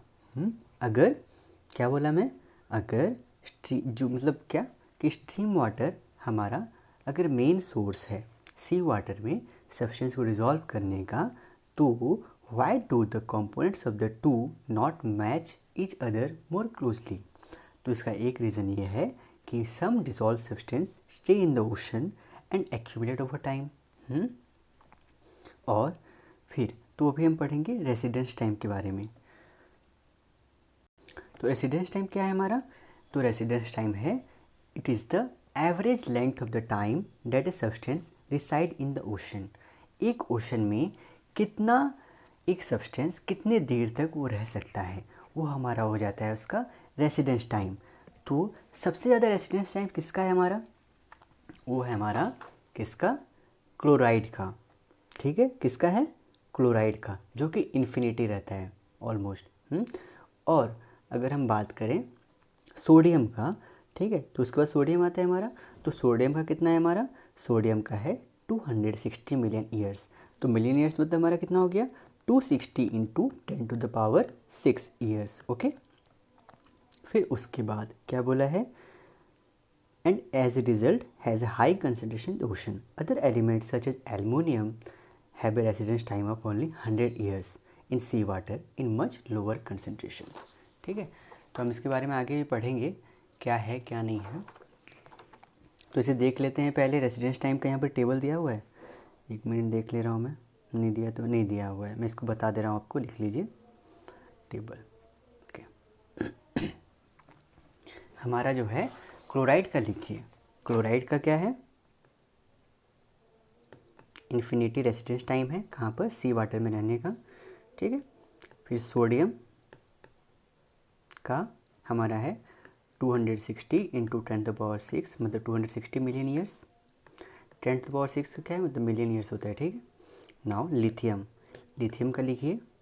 लिथियम का है हमारा 20 मिलियन ईयर्स।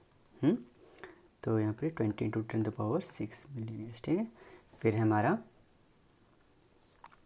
वैसा ही स्ट्रॉन्सियम, मैं स्ट्रॉन्सियम ऐसे लिख दे रहा हूँ। ठीक है, स्ट्रॉन्सियम इसका कितना है हमारा 19 मिलियन ईयर्स, आप लिख लीजिएगा। फिर हमारा पोटासियम आ जाता है। तो पोटासियम का कितना है हमारा 11 मिलियन ईयर्स। और अभी आ जाइए कैल्शियम का। तो कैल्शियम का कितना है, इसके बाद कैल्शियम का आता है फिर 8 मिलियन ईयर्स। फिर इसके बाद है हमारा जिंक, Zn2+, इसका है हमारा 0.18 मिलियन ईयर्स। फिर बेरियम, उसके बाद हमारा बेरियम का, उसका कितना है 0.084 मिलियन ईयर्स। फिर उसके बाद कोबाल्ट CO2+, तो ये हमारा कितना है 0.018 million years. Now chromium, chromium कितना हो जाएगा हमारा 0.00035 million years. Okay, now last में आता है हमारा एल्युमिनियम, जो कि 0.00015 मिलियन ईयर्स। 100 to 100 मतलब ये कितना हो गया अप्रोक्स 100 to 150 ईयर्स। ठीक है, तो ये आपको याद रखना पड़ेगा। क्लोसोलिस्त्रो पोका जिनबाको कोकरा अल। समझ आया, क्लोसोलिस्त्रो स्ट्रॉन्सियम होता है ना, तो इसको इसमें स्ट्रो होता है, STRO होता है, तो मैं इसे जोड़ दिया हूँ। क्लोसोलिस्त्रो, पोटासियम का PO, ऐसे याद करना है, PO, पोका, कैल्शियम होता है, जिन, Zn, बा, बेरियम, को, जिन बा को, क्राल, Cr, क्रोमियम, एल्युमिनियम। ठीक है, इसको आप जैसे आप याद कर सकते हैं अपने तरीके से इसको याद कर लीजिएगा, लेकिन ये इम्पोर्टेंट है। ठीक है, इसे आप याद रखिएगा। यहाँ पर हमारा हो गया। अभी हम आ जाते हैं अपना इस पेज में। तो इस पेज में डायग्राम तो इम्पोर्टेंट है ही, उसके साथ ही यहाँ पर जो लिखा हुआ है ये भी हमारे लिए इम्पोर्टेंट हो जाता है। तो इसको भी हम समझेंगे कि क्या है ये क्या नहीं है। इसमें मेनली हमारा स्टेडी स्टेट कंडीशन, तो ये हमारा क्या होता है, स्टेडी स्टेट इक्विलिब्रियम। पहले इसको हम जान लेते हैं। कि हमारा the balance between input and output of the salts to the oceans, इसे हम स्टेडी स्टेट इक्विलिब्रियम बोलते हैं। तो क्या हो गया कि हमारा ओशन में सॉल्ट का मात्रा कितना इनपुट हो रहा है और हमारा कितना आउटपुट हो रहा है, इसी को हम क्या बोलते हैं, हमारा बोलते हैं स्टेडी स्टेट इक्विलिब्रियम। ये जो हमारा मेंटेन रहता है ना। अब हम आते हैं, क्या एक क्वेश्चन हमारा ये दिमाग में आएगा कि are the oceans become saltier through time. जैसे जैसे वक्त गुजर रहा है हमारा, ऐसे हम जान रहे हैं कि बहुत सारा उसमें मटेरियल ऐड हो रहे हैं, ऐसे बहुत सारे। तो क्या उसका ये मतलब है कि ज़्यादा अमाउंट का सॉल्ट भी हमारे ओशन में प्रेजेंट होंगे? तो ये हमारा लॉजिकल लगता है, क्योंकि बहुत से नए डिज़ोल्व कंपोनेंट्स जो हैं वो कॉन्स्टेंटली हमारा ऐड हो रहे हैं ओशंस में। और ऐसा क्यों हो रहा है? And because most salts have long residence times. तो ये लॉजिकल लगता है, हाँ ये बढ़ सकते हैं। लेकिन however analysis of ancient marine organisms और सी फ्लोर सेडिमेंट हमारा ये दर्शाता है कि ओशन का जो सैलिनिटी है वो ओवर टाइम बिल्कुल भी नहीं बढ़ा है। वो हमारा क्या है, वो हमारा कांस्टेंट है। और ये ऐसा होता है इसलिए क्योंकि जो रेट है, जिस रेट से एक एलिमेंट हमारा ओशन में जो ऐड होते हैं उसी रेट से ही वो हमारा रिमूव भी हो रहे हैं। तो इसी को हम क्या बोलते हैं, so the average amount of various elements remain constant. तो इसीलिए हम इसको क्या बोलते हैं, स्टेडी स्टेट कंडीशंस या स्टेडी स्टेट इक्विलिब्रियम बोलते हैं। अभी एक बात आप जानिए, तो स्टेडी स्टेट में आपको क्या बोला कि कितने अमाउंट के हमारा सॉल्ट जो हैं वो हमारे ओशन में इनपुट हो रहे हैं और कितने अमाउंट के सॉल्ट हमारा ओशन में आउटपुट हो रहे हैं। तो ये दोनों हो रहा है, जितना अमाउंट का इनपुट हो रहा है और फिर जितना अमाउंट का आउटपुट हो जा रहा है, तो दोनों इक्विलिब्रियम मेंटेन कर रहे हैं। और अभी हम जानते हैं कि जो मटेरियल हमारा इनपुट हो रहा है उसे हम क्या बोलते हैं, उसे हम बोलते हैं सोर्स। क्या बोलते हैं, उसे हम बोलते हैं सोर्स। जो हमारा मटेरियल इनपुट हो रहा है कहाँ पर, वाटर में, सी वाटर में। और फिर जो हमारा मटेरियल आउटपुट बाहर निकल जा रहा है, मतलब सिंक हो जा रहा है, उसे हम क्या बोलते हैं, सिंक बोलते हैं। तो जो सोर्स है मटेरियल का इनपुट होने का, वो हमारा क्या है, रिवर वाटर है। क्या है हमारा, रिवर वाटर है। यहाँ पर दिया हुआ है, इसमें दिया हुआ है, पढ़िएगा इसको, ठीक है। मैं आपको डायरेक्ट इजी वे में शॉर्ट फॉर्म में बता दे रहा हूँ, मैं नोट्स अपने बनाया हो तो उसी में ही, कि जो सोर्स है मटेरियल का वो क्या है हमारा, रिवर वाटर लिखिए। फिर है volcanic activity at mid oceanic ridge, volcanic activities at mid oceanic ridge. और हमारा सबडक्शन जोन्स, इसको ही पढ़ेंगे जो लिखा हुआ है, ऐसा नहीं मैं छोड़ दूंगा, तो इसको ही पढ़ाऊँगा। लेकिन क्या क्या है थोड़ा मैं ओवरऑल आपको बता दे रहा हूँ, ओवरव्यू पहले दे रहा हूँ कि आपको समझने में आसानी होगा। तो हमारा ये क्या हो गया, ये सब सोर्स है। ठीक है, अभी हम पढ़ेंगे क्या, सिंक के बारे में। जो हमारा क्या हो रहा है, सिंक क्या था हमारा, जो हमारा मटेरियल जो है आउटपुट हो रहे हैं, तो किसके किसके द्वारा हो रहे हैं, कैसे हो रहे हैं।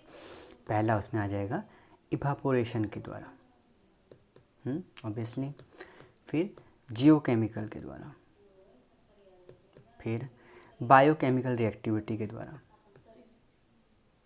क्या, बायोकेमिकल रिएक्टिविटी। फिर हमारा आ जाएगा absorption of the cations, absorption of the cations. हाँ, तो ये सब हमारा हो गया। और फिर हम देख लेते हैं यहाँ पर क्या बोला है कि हमारा जो मटेरियल ओशन में ऐड हो रहा है वो हमारा काउंटरएक्टेड बाय सेवरल प्रोसेसेस, बहुत सारे प्रोसेस से हो रहे हैं, जो that cycle dissolve substances out of sea water. तो जब हमारा वेव ब्रेक करता है सी पे, तो क्या होता है, फॉर एग्जांपल सी स्प्रे वहाँ पर रिलीज होते हैं, टाइनी सॉल्ट पार्टिकल्स रिलीज करते हैं एटमॉस्फेयर में, where they may be blown over land before being washed back to earth. तो जो अमाउंट का मटेरियल हमारा ओशन से रिलीज होता है, मतलब छोड़ के जाता है इन अ वेज इन ऑन, बहुत ज़्यादा अमाउंट का है वो। तो रिसेंट स्टडी का हमारे माने, हाँ तो हम कहाँ पर थे, according to recent study as much as 3.3 billion metric tons और जो सॉल्ट का है एज सी स्प्रे, वो हमारे एटमॉस्फेयर में हर साल एंटर करते हैं। अगर हम अलग एग्जांपल देखें तो infiltration of sea water mid oceanic ridge के पास जो हमारा होता है नियर हाइड्रोथर्मल वेंट्स, जो कि हमारा इनकॉर्पोरेट करता है मैग्नीशियम और सल्फाइड आयन को सी फ्लोर मिनरल डिपॉजिट्स में। तो in fact chemical study of sea water indicate that entire volume जो है ओशन वाटर का वो रिसाइकल होता है through this hydrothermal circulation system at the mid oceanic ridge approximately every 3 million years. तो ये लाइन बहुत ज़्यादा इंपॉर्टेंट है, इससे आप पढ़िए कि क्या chemical study of sea water indicate that क्या कि entire volume of ocean water का एंटायर वॉल्यूम जो है वो हमारा रिसाइकल किससे होता है, हाइड्रोथर्मल सर्कुलेशन सिस्टम से, जो कि हमारा मिड ओशनिक रिज के पास होता है, और वो अप्रॉक्सीमेटली हर 30 लाख साल के बाद, मतलब 3 मिलियन ईयर्स के बाद होते रहता है। तो जिसकी वजह से क्या होता है, जो केमिकल एक्सचेंज है between ocean water and the basaltic crust has a major influence on the composition of ocean water. Okay, now as we see dissolve substance हमारा जो है वो भी रिमूव होते हैं ओशन सी वाटर से। Dissolve substance are also remove from sea water in another ways, ठीक है, अलग तरीके से, जैसे कैल्शियम कार्बोनेट, सल्फेट, सोडियम और सिलिकॉन हमारे डिपॉजिट कहाँ हो जाते हैं, ओशन सेडिमेंट्स में, जो कहाँ पर हैं, within the cells of dead microscopic organisms और एनिमल फिशेस। तो vast amount of dissolve substance जो होते हैं वो हमारा रिमूव हो जाते हैं, कब, जब इनलैंड आर्म्स ऑफ सी जो है वो ड्राई हो जाता है, लिविंग सॉल्ट डिपॉजिट्स जिसे हम बोलते हैं इवापोराइट्स बोलते हैं। ओके, जैसे कि इवापोराइट्स सब क्या, such as those beneath the Mediterranean sea. हाँ, तो ये सब है मेनली, तो आप इसे पढ़िएगा। इसमें से और कुछ खास इंपॉर्टेंट 1 मिनट में देख लेता हूँ, फिर बताता हूँ आपको कुछ है कि नहीं है। हाँ, तो यहाँ पर और कुछ एक ये था ना, हाँ, ये आयंस हमारा जो एंटर कर रहे हैं ओशन से, कौन कौन से प्रोसेस से, ये हमारा समरी दिया हुआ है इसका, जो इसको आप पढ़ सकते हैं। जैसे कि रिवर डिस्चार्ज के द्वारा हो रहा है, volcanic eruption, hydrothermal activity at the mid oceanic ridge. अगर वही हम बात करें, हमारा जो आयंस रिमूव हो रहा है ओशन से, किस किस प्रोसेस से होते हैं, वो होते हैं एडजॉर्प्शन और precipitation, sea spray, biological processes, hydrothermal activity at the mid oceanic ridge. ये सब मैं आप इधर पीछे बताया था आपको, वो सब भी वही चीज़ है, ठीक है, इसमें अच्छे से दिया हुआ है। तो ये कैसे हो रहे हैं, क्या हो रहे हैं, आप ये डायग्राम देख के अच्छे से समझ सकते हैं, समझ में आ ही रहा है। नाउ हम एक चीज़ है और इसे आप लिखिए यहाँ पर, लिखाता हूँ अभी। Dissolve substances of river water, अगर हम रिवर वाटर का बात करें तो उसमें क्या क्या डिज़ोल्व सब्सटेंस कितने अमाउंट के हमारे पाए जाते हैं। तो आयंस का अगर हम बात करें तो यहाँ पर ही क्या हो जाएगा, सबसे ज़्यादा हमारा क्या मिलता है, बाइकार्बोनेट HCO3-, फिर हमारा कैल्शियम, फिर हमारा सिलिका, फिर हमारा सल्फेट, फिर हमारा क्लोरीन, फिर हमारा सोडियम, फिर आ जाएगा मैग्नीशियम, फिर पोटासियम, फिर हो जाएगा नाइट्रेट, फिर FeAl2O3। ओके, ये हमारे हो जाते हैं जो कि रिवर वाटर में डिज़ोल्व सब्सटेंसेस हमारे पाए जाते हैं। तो इसे याद कैसे करेंगे, वही अपना ट्रिक, बाइकार्बोनेट है, तो Bi, इसको यहाँ लिख देता हूँ मैं, ठीक है, Bi कैल्शियम, B का C, सिलिका है ना, फिर सल्फेट है, B का सीसू, फिर क्लो, सो, मैग्नीशियम का मा, पो, पोटासियम का पो, फिर नाइट्रेट का नी, ठीक है। तो बी का सीसू क्लोसोमापोनी, बी का सीसू क्लोसोमापोनी याद कर लीजिएगा, ठीक है, वरना आप अपने तरीके से याद कीजिएगा। और हाँ, इसमें से ऐसे क्वेश्चंस भी आते हैं कि रिवर वाटर में सबसे ज़्यादा एनायंस या फिर सबसे ज़्यादा कैटायंस क्या पाया जाता है, उसको भी इंक्रीजिंग और डिक्रीजिंग ऑर्डर में हमारा वो आ जाता है, तो उसे भी आप लिख लीजिए अच्छे से। इसे मैं साफ़ कर देता हूँ। हाँ, तो इसमें आप लिखिए क्या हो जाएगा ये, अगर हम बात करें एनायंस का, अगर हम बात करें एनायंस का, तो यहाँ पर हम देख सकते हैं सबसे ज़्यादा क्या है, एनायंस मतलब जिसमें माइनस ऊपर रहता है, नेगेटिव चार्ज, तो हमारा हो जाएगा HCO3-, फिर हमारा SO4 2- सल्फेट होता है, फिर हमारा आ जाएगा क्लोरीन, फिर हमारा आ जाएगा लास्ट में नाइट्रेट NO3-। ठीक है। अभी हम अगर बात करें कैटायन का, तो कैटायन में क्या हो जाएंगे हमारा सबसे ज़्यादा हो जाएगा कैल्शियम, दिख रहा है आपको। फिर आ जाएगा सोडियम, फिर मैग्नीशियम, फिर हो जाएगा पोटासियम। ठीक है। तो ये जो है हमारा काफ़ी इम्पोर्टेंट हो जाते हैं। और एक दो चीज़ है मैं आपको वही बता देता हूँ, जैसे मैक्सिमम आयन, एक मिनट साफ़ कर लूँ, हो गया साफ़। तो मैक्सिमम आयन हमारा जो रिवर वाटर में पाया जाता है, लिख लीजिए शॉर्ट फॉर्म समरी जैसा, कि maximum ion present in river water क्या है हमारा, वो है बाइकार्बोनेट। और फिर रेन वाटर में देखा जाए तो क्या है, क्लोरीन। और सी वाटर में देखा जाए तो मैक्सिमम आयन कौन सा प्रेजेंट होता है, वो भी हमारा होता है क्लोरीन। ये तीनों आप याद रखिएगा। ठीक है। और एक दो चीज़ मैं आपको बता देता हूँ, कुछ इम्पोर्टेंट है। एक टेबल काफ़ी ज़्यादा इम्पोर्टेंट हो जाता है हमारा, जो कि यहाँ पर तो दिया है नहीं, तो उससे वो शायद से पीनेट में दिया हुआ है, मैं वहीं से नोट्स बनाया हूँ, आपको यहाँ पर लिखा देता हूँ, एक मिनट। तो ये टेबल इसमें काफ़ी ज़्यादा इम्पोर्टेंट हो जाता है। ये हमारा क्या है कि सोर्स और सिंक जो है हमारा सी वाटर कंपोनेंट में, source and sinks of some sea water components. तो हमारी केमिकल कंपोनेंट क्या क्या होता है हमारा, क्लोराइड। मैं इसको जूम कर देता हूँ अच्छे से, आप अच्छे से देखिए, क्लोराइड। ठीक है। तो क्लोराइड का हमारा सोर्स क्या हो जाएगा, कहाँ कहाँ से हमारा आता है क्लोराइड, वोल्केनो से आ सकता है, रिवर रिफ्लक्स से आ सकता है। तो ये सिंक्स कैसे आउटपुट होगा, मतलब बाहर निकलेगा हमारा इवापोरेटिव डिपोजिशन एज NaCl के फॉर्म में, फिर नेट एयर ट्रांसफर या फिर पोर वाटर ब्यूरियल। ये हमारा काफ़ी ज़्यादा इंपॉर्टेंट हो जाता है। ठीक है। इससे भी क्वेश्चंस बहुत सारे हमारे बन जाते हैं कि सोडियम का सोर्स ऑफ इनपुट क्या है, सोर्स ऑफ आउटपुट क्या है, सोर्स क्या होता है, सिंक उसका क्या होगा, किस ऐसे क्वेश्चंस बन जाते हैं। ठीक है।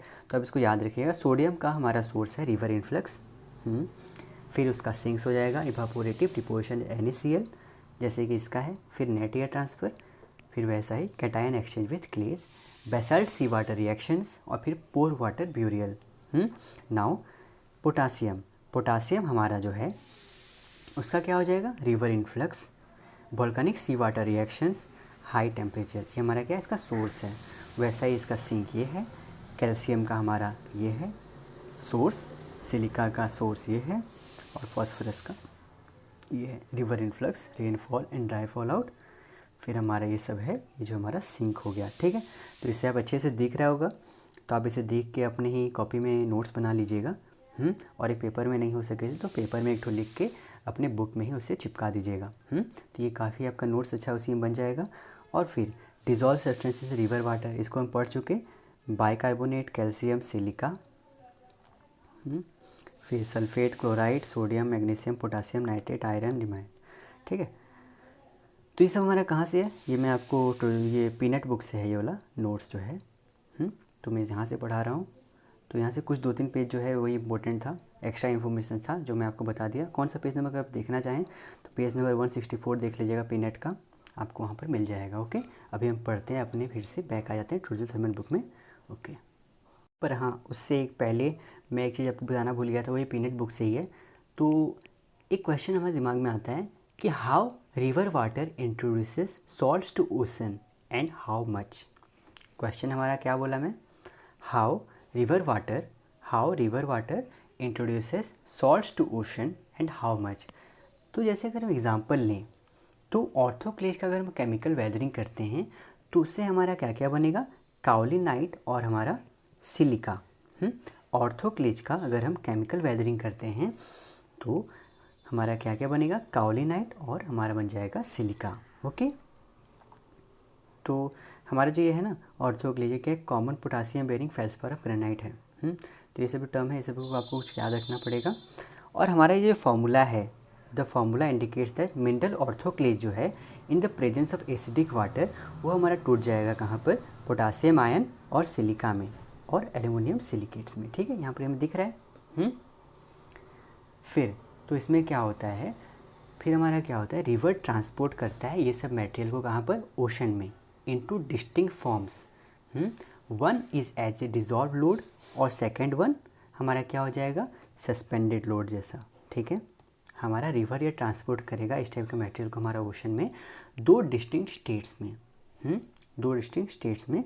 पहला हो जाएगा डिज़ोल्व लोड, जिसमें हमारा क्या हो जाएगा, पोटासियम और सिलिका, ओके, जैसे ये और फिर एक आ जाएगा सस्पेंडेड लोड जो कि है पार्टिकल्स ऑफ काओलिनाइट, जो कि काओलिनाइट का फॉर्मूला क्या हो जाएगा, Al2Si2O5OH4, ओके, ठीक है। अभी यही जो हमारा डिज़ोल्व पोटासियम और सिलिका है ये हमारा कंट्रीब्यूट करता है सी वाटर के सैलिनिटी में, okay. Now the clay accumulates as sediment on the ocean floor. अभी जो हमारा क्ले जो बचा है, तो क्या होगा हमारा, वो हो जाएगा क्ले, मतलब यहाँ पर जी काओलिनाइट को बोला जा रहा है, काओलिनाइट एक टाइप का क्ले है, ओके। तो काओलिनाइट हमारा एक्यूमुलेट हो जाएगा सेडिमेंट रूप में ऑन द ओशन फ्लोर। तो so what was a solid mineral in rocks on land becomes, तो by the process of chemical weathering and transport dissolve salts in ocean and mud on the sea bottom हो जाएगा, ठीक है। तो हमारा ये हो गया। तो ये फॉर्मूला भी याद रखिएगा कि ऑर्थोक्लेज क्या है, 2KalSi3O8। जब हमारा वो हाइड्रोजन हाइड्रोजन के साथ मिल रहा है और केमिकल वेदरिंग उसमें जब होता है तो हमारा वो क्या बन जाएगा, डिज़ोल्व लोड और सस्पेंडेड लोड में वहाँ पर ही दो स्टेट में डिवाइड हो जाएगा। तो डिज़ोल्व लोड में हमारा क्या क्या आ जाता है, पोटासियम और सिलिका, और सस्पेंडेड लोड में काओलिनाइट जो कि क्ले, और जाके वो हमारा क्या होगा, सेडिमेंट फ्लोर में, ओशन फ्लोर में जाके सेडिमेंट रूप में वहाँ पर जाके एक्यूमुलेट हो जाएगा। बाकी जो हमारा पोटासियम और सिलिका है ये हमारा क्या होते हैं, सी वाटर सैलिनिटी में यही हमारा कंट्रीब्यूट करते हैं, ठीक है। अभी और एक चीज़ यहाँ पर इम्पोर्टेंट है कि सिंस जैसे कि हम देख नहीं सकते हैं कि डिज़ोल्व सॉलिड जो हमारे रिवर वाटर में और फ्रेश वाटर में डज़ नॉट टेस्ट सॉल्टी, वो सॉल्टी में टेस्ट नहीं करते हैं, then how we can determine that how much salts are dissolve in river water. तो हम ये कैसे डिटरमाइन करेंगे कि कितने अमाउंट के सॉल्ट जो है वो रिवर वाटर में जाके हमारा डिज़ोल्व हुए हैं। तो हमारा ये देखा गया है कि जो एनुअल रिवर इनपुट है, मतलब रिवर में हमारा डिज़ोल्व मटेरियल जो ओशंस में आते हैं वो कितना है, लगभग 2.5 × 10⁻15 और 4 × 10⁻15 ग्राम्स हमारा ये आते रहता है, एनुअल रिवर इनपुट होता है। मतलब हर साल हमारे रिवर में इतने मटेरियल हमारा ओशन में, मतलब सॉल्यूशन के रूप में डिज़ोल्व हो जाते हैं।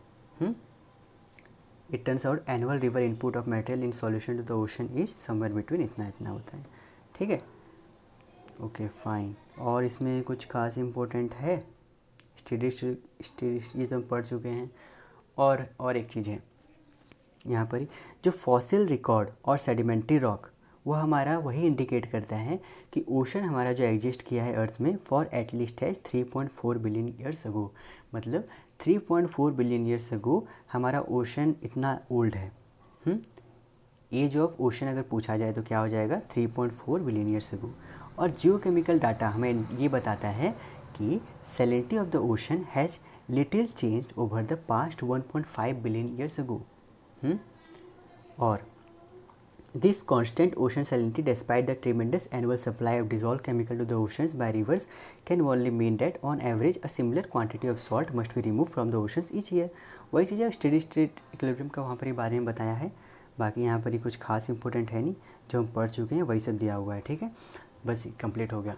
अभी हम पढ़ जाएंगे आगे। आ गए हैं अपने टोजरू शर्मा सर के बुक पे, ओके। तो यहाँ पर हमारा क्या था, इट्स सी वाटर एसिडिक और बेसिक।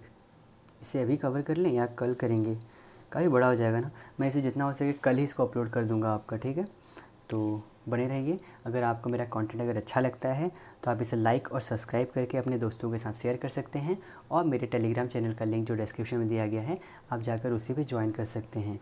और किसी भी तरीके का आपको डाउट हो या कुछ सजेशन देना हो तो आप कमेंट सेक्शन में बेझिझक उसे कमेंट कर सकते हैं। बाकी थैंक यू वेरी मच।